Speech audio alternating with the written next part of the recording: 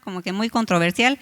Y efectivamente, como decía el pastor, se terminó el capítulo 1 y en el capítulo 1 se habló de los pecados del pueblo de Israel contra Dios.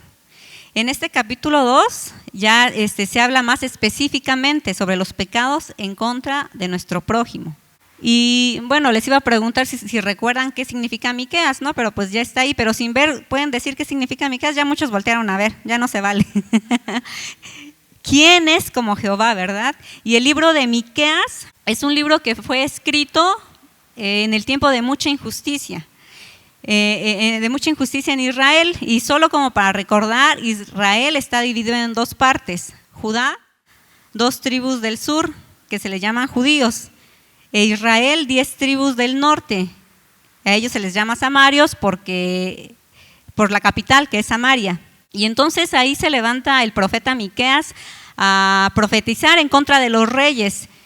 Y él profetizaba en contra de los reyes cuando estaban haciendo algo malo que impactaba al pueblo de Dios. Y entonces el trabajo de los profetas era eso, hablar a los reyes para que se dieran cuenta de dónde estaban mal. Él viene entonces y profetiza contra a los reyes, pero había un problema, que ellos no le hacían caso, no le hicieron caso. Y estudiando esto me di cuenta de algo, que la raíz de la injusticia es la rebeldía en contra de Dios. Cuando nosotros nos rebelamos contra Dios, empezamos a hacer injusticias. Cuando nos alejamos de Dios, lo comentaba el pastor hace un rato, el origen y el problema de todos los problemas es la rebeldía en contra de Dios. ¿Qué dijo Jesús cuando quería resumir la ley? Los mandamientos que realmente en la Biblia son 613 mandamientos, pero cuando mencionamos mandamientos, ¿en qué pensamos? En los 10 mandamientos, ¿verdad? Eran los términos de un pacto que Dios había hecho con el pueblo de Israel. Dios dijo: yo quiero bendecirlos, pero ustedes tienen que hacer estas cosas, ¿no? Entonces ellos dijeron: nosotros vamos a hacer estas cosas. Y Dios dijo: yo los voy a bendecir. Así era como funcionaba todo esto. Entonces un experto de la ley le pregunta: ¿cuál es la parte más importante? Y Jesús resumió la ley con Israel con un pasaje muy famoso, que yo creo que todos nos lo sabemos, y se encuentra en Mateo 22:37. Jesús le dijo: amarás al Señor tu Dios con todo tu corazón y con toda tu alma y con toda tu mente. Esta primera parte resume los primeros 4 mandamientos que hablan de la relación que tenemos con Dios. Este es el primero y grande mandamiento, y el segundo es semejante, y dice: amarás a tu prójimo como a ti mismo. Este resume los últimos 6 mandamientos. Entonces, si yo amo a mi prójimo, no voy a robar, no voy a matar, no voy a codiciar. ¿Estamos de acuerdo con esto? Entonces yo creo que debemos de entender a Miqueas, que en ese tiempo él se dio cuenta que no estaban haciendo eso. Él se dio cuenta que habían roto el pacto que tenían con Dios. No aman a Dios y por eso están teniendo tantos problemas, dijo Miqueas. Y él está diciendo: yo estoy aquí para que vuelvan a Dios. Y el problema es que por ser rebeldes con Dios, tratan mal a su prójimo. Cuando tú te rebelas contra Dios, cuando tú no tienes a Dios en tu corazón, tú ni siquiera te vas a fijar cómo vas a tratar a las personas que te rodean. Y hoy precisamente los versículos 1 y 2 tratan de eso, cómo el pueblo de Israel trataba a las personas. Pero antes de hablar de eso, yo quiero hablar un poco sobre el estado del mundo frente a la justicia social. Y no sé si ustedes saben, pero cada año se hace un foro económico mundial, en donde están ahí los meros, los multimillonarios, los ricos, los representantes de cada gobierno. Ellos se reúnen para ver la situación económica en todo el mundo. Y algo que me dejó asombrada y que cuando yo lo vi, lo leí, lo tuve que leer 1000 veces para creer y entenderle. Una organización que se llama Oxfam presentó una serie de gráficos explicando el problema con la distribución del dinero en el mundo. Y dicen que el año 2017 fue uno de los años donde hubo más crecimiento económico en toda la historia No ha habido un año igual, por eso es que yo quise tomar el año del 2017. Nos dice en primer lugar, en el 2017 se produjo el mayor aumento de la historia en el número de personas cuyas fortunas superan los $1,000 millones, con un nuevo 1,000 millonario. En los últimos 12 meses, la riqueza de los 1,000 millonarios aumentó, según el Banco Crédito Suisse, en $762,000 millones, una cifra suficiente para acabar con la pobreza extrema hasta 7 veces. Según el Banco Crédito Suisse, 42 personas poseen actualmente la misma riqueza que los 3,700 millones más pobres del mundo. Aquí lo explican. Por ejemplo, 1% de los más ricos poseen más que 99% del resto del mundo. Un nuevo multimillonario cada 2 días. Son 2,043 en total en todo el mundo. Su riqueza aumentó $762,000 millones en los últimos 12 meses y 9 de cada 10 son hombres. Aquí dice, arribita, el 82% de las riquezas creadas en 2017 beneficiaron a solo, ¿cuántos creen? 1% de los más ricos, y ningún aumento de la riqueza para la mitad del mundo más pobre. Ahí viene un dicho, un refrán que dice: el rico se hace más rico y el pobre cada vez más pobre, ¿no? 42 personas poseen lo mismo que la mitad del mundo, es decir, que 3,700 millones de habitantes. Si existe un impuesto del 1.5% sobre la riqueza de los multimillonarios, esta podría financiar el acceso a la escuela de todos los niños del mundo. ¿Se imaginan? ¿Se imaginan cómo está? Venía escuchando hace rato en las noticias que en el sexenio de Peña Nieto, muchos evadieron impuestos, ¿no? Y son cantidades millonarias. Imagínense, así se mueve la economía en el mundo. En América, y podríamos nosotros pensar, bueno, pero pues es que eso se mueve en Estados Unidos y en Europa, ¿no? Pero no es cierto.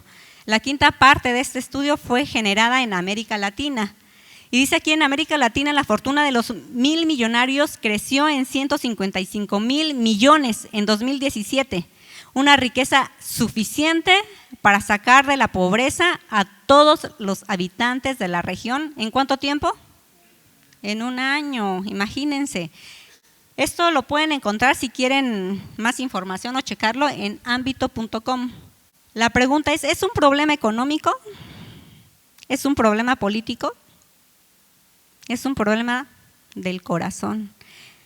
Porque el problema no es ni político ni económico, es un problema con el corazón del hombre. Y entonces, ¿qué puedes hacer tú individualmente ante la injusticia social como hijos de Dios ante la injusticia social?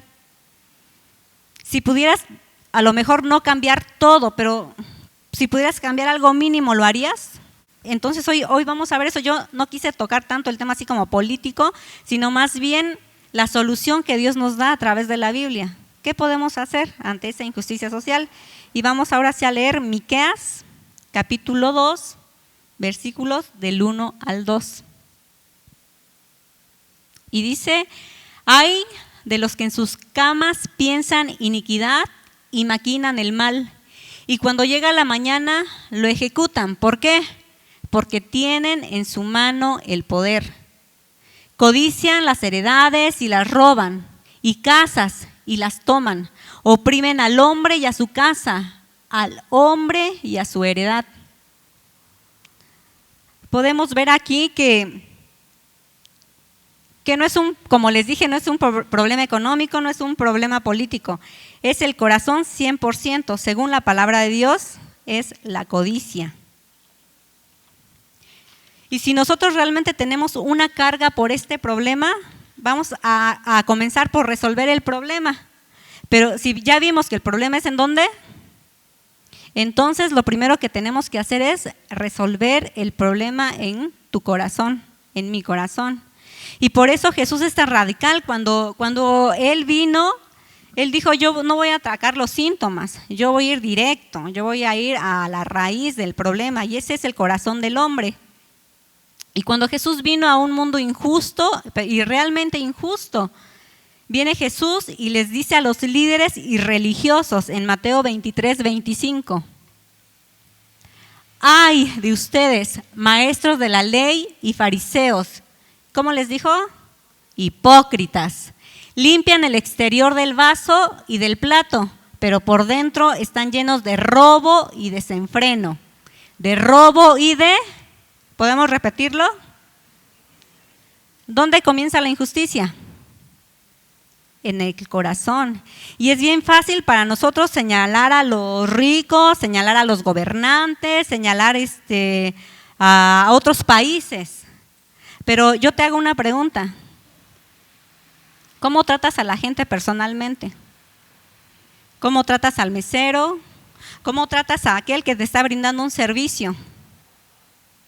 Yo recuerdo mi papá, cuando estaban mis hermanas en edad así donde las estaban cortejando y todo eso, yo estaba muy chiquita, ¿no? Por eso ese consejo no fue para mí, pero lo tomé.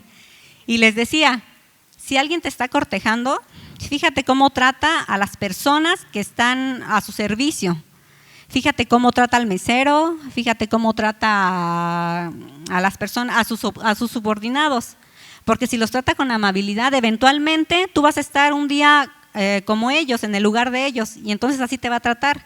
Si es déspota, si es prepotente, si se vale del lugar donde él está para poder pisotear a los demás, eventualmente a ti también te lo va a hacer. Porque así es, porque ese es un problema del corazón. Así que bueno, aquí ya no hay ninguna muchachita, solo los hijos del pastor, pero tomen en cuenta esto, como si se ríen. Es muy importante porque la injusticia comienza en el corazón. Y es muy importante que entendamos esto para no estar tratando nada más con los síntomas. ¿Se acuerdan de Eva? ¿Cuál es el pecado original? Adán y Eva tenían todo en el huerto del Edén, no les hacía falta nada. Ni siquiera fue un problema de inteligencia o de la mente o de algo así, porque Adán le puso el nombre a todos los animales, imagínense, ¿no? Qué trabajo, tenía tanta imaginación él, ¿no? Pero el diablo sabía cómo tocar a Eva y por dónde llegarle. Y entonces le dijo, entonces como que no puedes comer de este árbol, y le dice ella, podemos comer de todos menos de ese. ¿Y qué le dijo el diablo? Ah, claro, pues sí, porque Dios sabe que si tú comes de eso vas a tener lo que ahorita no tienes y Dios tiene, el conocimiento del bien y del mal. Entonces vemos en Génesis 3:6, dice, y vio la mujer que el árbol era bueno para comer y que era agradable a los ojos, y ¿árbol qué? Y árbol codiciable para alcanzar la sabiduría, y tomó de su fruto y comió, y dio también a su marido, el cual también comió así como ella. Entonces, ¿por qué cayó Eva? Por la codicia. Por la codicia, ella tenía todo. La humanidad cayó por la codicia. Y el problema de la codicia es la conciencia del codicioso. Como veíamos en el versículo 1, dicen que ellos ni siquiera podían dormir, estaban ahí pensando en su cama y maquinando el mal, imaginando cómo le voy a hacer para obtener más, cómo le voy a hacer para poder quitar estas tierras, para que sean mías, y ¿sí o no? No podía ni siquiera dormir. Hoy en la actualidad mucha gente… Yo conozco a muchas personas que tienen mucho dinero y no son felices y quieren más y están preocupados y cómo hacer más y por eso es que se vuelven más y más y más y más ricos, ¿no? Pero ellos tienen esa codicia, no se conforman con lo que Dios ya les ha dado, sino que quieren y codician más. Y aparte, no les importa el daño que les hacen a los demás con tal de obtener lo que ellos quieren. Y eso pasaba con el pueblo de Israel. Sus gobernantes se valían de su poder para poder quitar la tierra a los pobres trabajadores. Y a lo mejor no entendemos mucho esto porque no estamos en una cultura agrícola, ¿no? Pero para ellos era muy importante, era su patrimonio, era su fuente de trabajo, era su presente y su futuro. Entonces el corazón tiene que cambiar para estar pensando otras cosas, porque lo que hay en tu corazón sube a tus pensamientos y entonces empiezas a maquinar las cosas y después vamos a ver qué resulta de todo eso. En Santiago 4, capítulo 4, versículo 1 y 2, dice: ¿de dónde vienen las guerras y los pleitos entre vosotros? ¿No es de vuestras pasiones, las cuales combaten en nuestros miembros? Codicias y no tienes, matas y ardes de envidia y no puedes alcanzar. Combatís y lucháis, pero no tenéis lo que deseáis. ¿Por qué? Porque no pedís. El problema de la injusticia comienza en el corazón y se manifiesta en los pensamientos. Y es ahí donde tú y yo tenemos que estar listos para atacar el problema, antes de que sea demasiado tarde. Y me llama la atención que en el primer versículo Miqueas dice: ¡ay! ¡Ay! Es una expresión y es una palabra muy importante. Es una palabra reservada para las personas que están muertas. Es una palabra que se usaban en funerales. Estaba diciendo: están muertos los que son codiciosos. Ellos nada más están pensando cómo atacar a otra persona. Y esa expresión, ay, dice: pobrecitos, no saben lo que les espera. Es como nosotros decimos: está frito, ¿no? Pobrecito, que Dios lo ayude, porque… Y con esa expresión ya estaba determinado todo, ¿no? Ay, de los que se acuestan pensando el mal, ¿no? Y maquinando cómo atacar y cómo robar y cómo hacer mal en contra de su prójimo. Y en ese tiempo robar el terreno de otra persona era lo peor. Vamos a verlo en Deuteronomio 27, 17.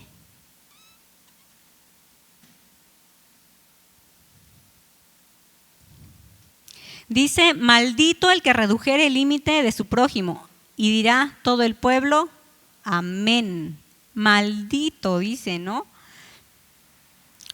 Por eso muchas veces tú y yo tenemos que descansar en eso. Muchas veces hay alguien a lo mejor que hizo una injusticia a ti o en contra de ti, que te quitó algo y tú estás ahí: ay, es que yo quiero tomar la venganza en mis manos, yo quiero… Pero ¿sabes qué? Descansa en Dios, porque Dios está viendo absolutamente todo. La justicia… la justicia en nuestras manos no es muy buena, ¿verdad? Pero no solamente es un problema de la conciencia. La injusticia comienza en el corazón, en los pensamientos, y después, ¿saben qué pasa? Produce frutos en la conducta. Y ya cuando llegamos hasta este nivel, aguas, porque ahí sí ya es demasiado tarde, porque ya hiciste, ¿no? Que decía: porque codician las heredades, porque tienen un problema en el corazón. ¿Se acuerdan ustedes del rey Acab? ¿Él fue un rey bueno o malo? Fue un rey malo Acab, ¿verdad? Y tiene una historia que precisamente que puedo yo usar como ejemplo sobre esto. Vamos a ver qué dice Primera de Reyes.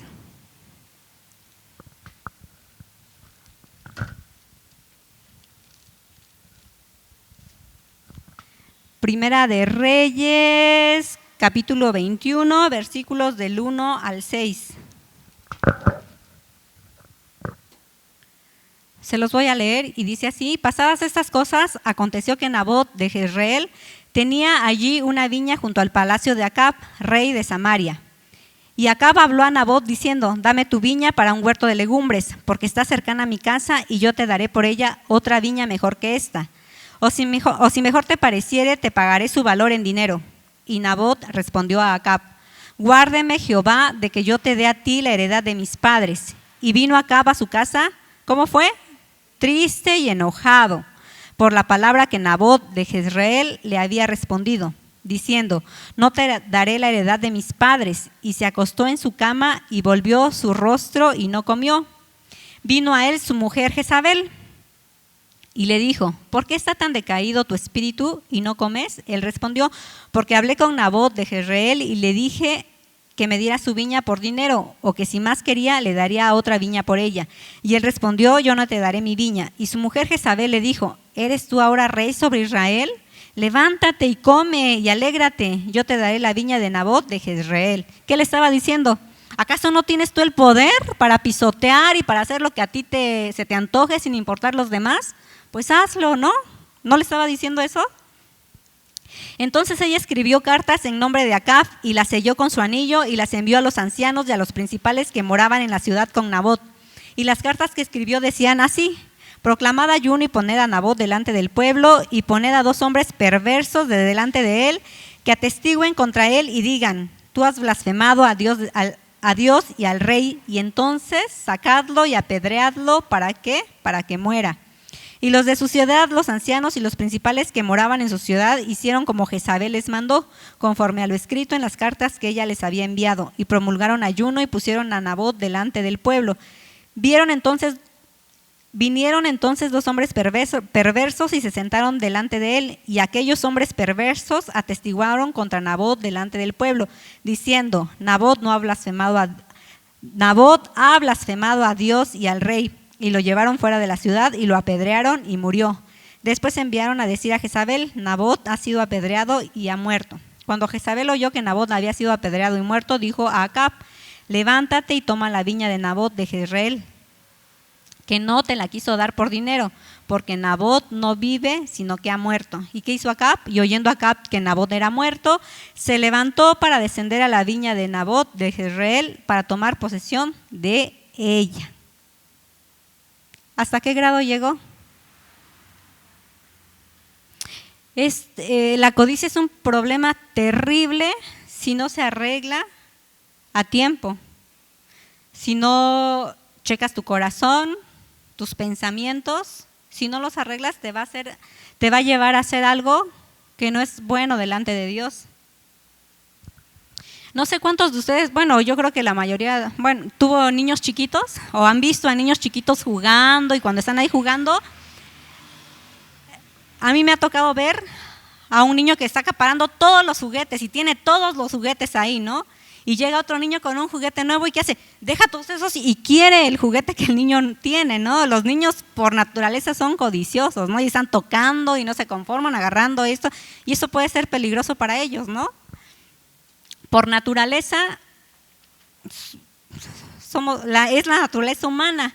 Y puedes decir, no, yo no soy así, yo no soy codicioso, no, ¿qué te pasa, Zulma? Un momento, yo no soy así. Pero ¿sabes qué? Probablemente no eres como ellos, pero el problema empieza en pequeño. Puedes decir, no, si yo no he matado a nadie para quitarle algo, no. El problema empieza en pequeño. Por ejemplo, tú tienes tu camioneta 2016 y tu vecino la 2019, ¿no? Y empieza, como él sí, ¿no? Como él sí tiene esa camionetota y yo no, ¿no? O la casa, y así.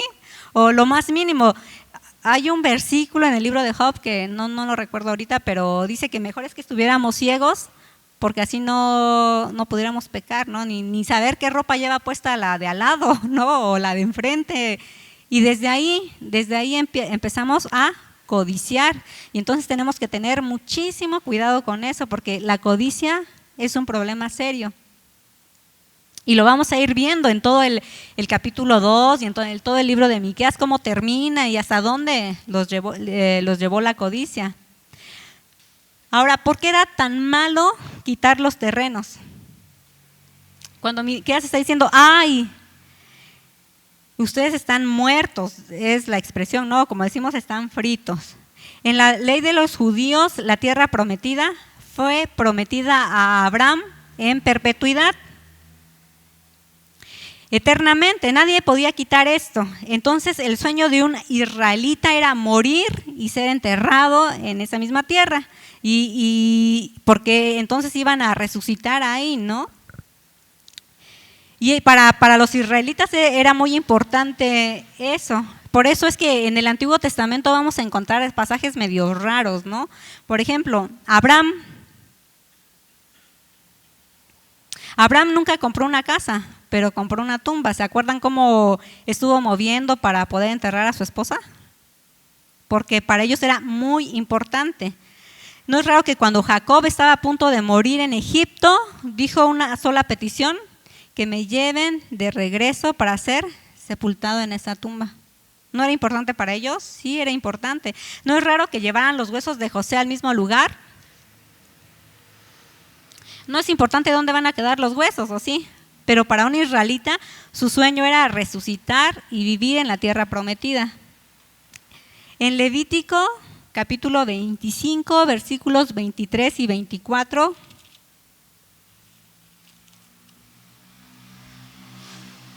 dice así: la tierra no se venderá a perpetuidad, porque la tierra mía es, pues vosotros, forasteros y extranjeros, sois para conmigo. Por tanto, en toda la tierra de vuestra posesión otorgaréis rescate a la tierra.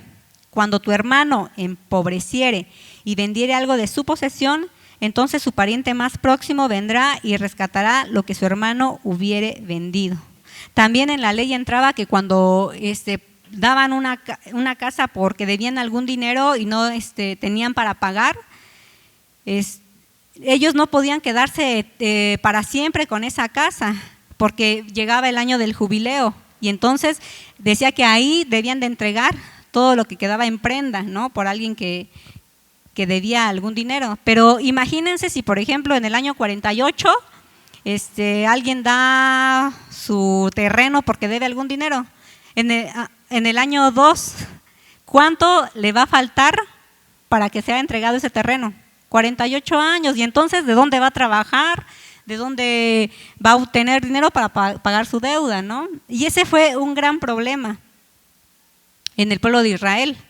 Y aún cuando ya había esta ley, muchos pasaban los 50 años y muchos no entregaban la propiedad, no hacían caso de la ley. Y este es el contexto donde está explicando qué pasa cuando alguien está tan pobre que tiene que vender su terreno. Tiene un sistema que nosotros podemos ver en el libro de Ruth, que tiene que venir un pariente cercano para rescatar el terreno. Lo vimos en Ruth, ¿verdad?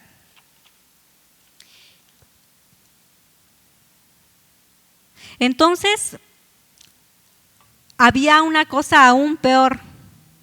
Aparte de todo de quitar, había algo peor: quitárselo a un pobre. ¿Sabes por qué? Porque Dios tiene en su corazón un lugar muy especial para defender a este grupo. ¿Ustedes lo creen? Vamos a ver qué dice Proverbios. ¿Alguien puede leer Proverbios capítulo 22, versículos 22 y 23?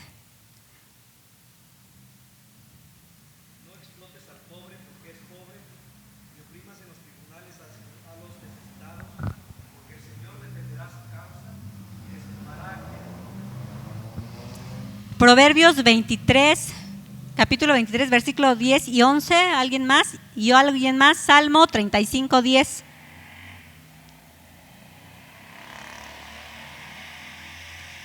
Hermana Patti, ¿nos puede ayudar con Proverbios 23, 10 y 11?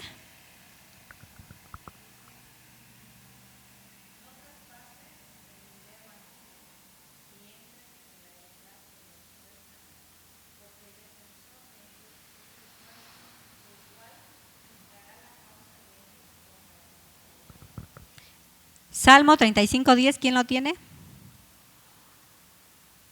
¿Sandrita lo tiene?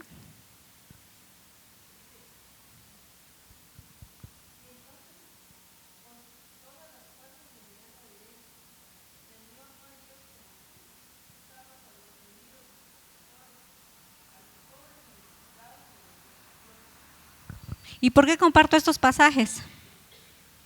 Porque muchas veces cuando somos testigos de la injusticia, muchas veces queremos tomar la justicia en nuestras propias manos, pero debemos descansar en el hecho de que hay alguien mucho más poderoso que no está bien con esto, que está viendo la injusticia y que está viendo lo que tú estás pasando o una persona cercana a ti está pasando. Entonces nosotros no debemos tomar la justicia en nuestras manos, porque el juez justo está viendo lo que está pasando y él va a hacer algo. Lo dicen en todos los versículos que leímos, ¿verdad? Y lo más tremendo de todo este mensaje, O sea, no es hablar de la conciencia del codicioso ni de la conducta del codicioso. Lo más tremendo es que hay una condena para el codicioso. Así que nosotros debemos de tener especial cuidado. ¿Qué hay en nuestro corazón? ¿De qué te estás alimentando? Porque de ahí van a venir tus pensamientos. Y si eres una persona que no puede dormir porque no tienes el carro del año, porque no te pudiste comprar la bolsa de marca, que son pequeñas cositas, ¿no?, que se van haciendo cada vez más grandes. Y desde ahí hay que poner o prestar atención para que lo vayamos tratando desde aquí y no suba aquí y no dé frutos en nuestra conducta. Y los próximos versículos es lo que se va a ver. ¿Qué pasa? ¿Qué pasa con el codicioso? Así que te voy a invitar a que te pongas de pie. Pero eso será en el siguiente capítulo, así que no vayan a faltar el domingo. Y que realmente puedas pedirle a Dios que Él pueda mostrarte qué hay en tu corazón. Sabemos que la Biblia menciona todo tipo de problemas, ¿verdad? Pero lo más bonito y lo más padre es que también nos da la solución para cada problema. Así que dile a Dios que te enseñe qué es lo que debes de cambiar, que podamos, con algo de lo que nos quedemos de esta tarde, que podamos poner en práctica en nuestra vida. Así que te voy a invitar a que puedas orar y decirle al Señor: Padre, en esta hora estamos delante de tu presencia y te damos gracias por este tiempo que pudimos aprender de tu palabra, Señor. Te pido que tú obres en nuestros corazones, Señor, que podamos ser la diferencia en el mundo, Señor, que podamos ser la diferencia en nuestra escuela, en nuestra casa, con nuestros vecinos, Señor, que seas tú obrando en nuestras vidas, Padre, y que cualquier semilla o raíz de injusticia y de codicia que pueda haber en nuestras vidas, Señor, tú nos las muestres y que podamos tomar cartas en el asunto, Señor, para que eso no siga creciendo en nuestra vida, Padre. Te damos gracias porque sé que tú estás hablando hoy, Señor. Gracias porque sé que tú estás obrando en cada vida, Padre, y que vamos a hacer ese cambio, ese pequeño cambio en este mundo, Señor, porque queremos ser la diferencia, Padre. Y sabemos que podemos hacer mucho, Señor, tomadas de tu mano, Padre, y conociendo más y más de tu palabra, Señor Jesús. Te damos gracias y te pedimos que sigas obrando, Señor, en nuestro corazón, en nuestra mente, Padre. Llevamos cautivo, Señor, todo pensamiento a tu palabra, Señor, y declarando que eres tú, Jesús, quien nos está guiando y quien nos está dirigiendo. Pongo nuestras vidas en tus manos, Señor, y te damos gracias por este tiempo. Gracias por tu palabra, Señor. Gracias por cada persona que hoy dispuso de su tiempo para estar en este lugar y aprender un poquito más de tu palabra. Gracias, Padre, en el nombre de Jesús. Amén.